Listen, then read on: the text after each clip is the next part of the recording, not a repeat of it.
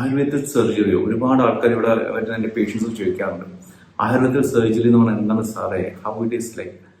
അപ്പോൾ നമുക്ക് അതിനെക്കുറിച്ച് സംസാരിക്കാം. അപ്പോൾ നമ്മൾ ആയുർവേദത്തിൽ എന്ന് പറഞ്ഞാൽ ഈ ഒരുപാട് ആൾക്കാർക്ക് ഒരു തോട്ട് ഉണ്ട്. ആയുർവേദം എന്ന് പറഞ്ഞാൽ ഒഴിച്ചിരി പിഴിച്ചിരി കുറേ കഷായങ്ങളും ചൂർണങ്ങളും അങ്ങനത്തെ ഒരു ട്രീറ്റ്മെന്റ് ആണെന്നുള്ള ഒരു തെറ്റായ ഒരു ധാരണയുണ്ട്. ഒരിക്കലുമല്ല. ആയുർവേദത്തിൽ ഈ പറഞ്ഞ ഒഴിച്ചിരി പിഴിച്ചിരി ഇതേപോലുള്ള സാധനങ്ങളൊക്കെ നമ്മളൊരു ഒരു ട്രീറ്റ്മെന്റ് മുന്നേ ചെയ്യാവുന്ന ഒരു പ്രീ ട്രീറ്റ്മെന്റ് ആണ്. ഒരു പ്രീ ഓപ്പറേറ്റീവ് ട്രീറ്റ്മെന്റ് എന്ന് പറഞ്ഞ പോലെ ഒരു പഞ്ചകർമ്മ ട്രീറ്റ്മെന്റ് ആണ് ഈ പറഞ്ഞ പോലെ സ്നേഹസ്വേദന. നമ്മൾ ഈ അഭ്യംഗം, ഈ എണ്ണ തേക്കുക, പിന്നെ ചൂട് പിടിക്കുക, കിഴി പിടിക്കുക എന്നുള്ളതാണ് അതിൻ്റെ ഒരു ഭാഗം മാത്രമാണ്.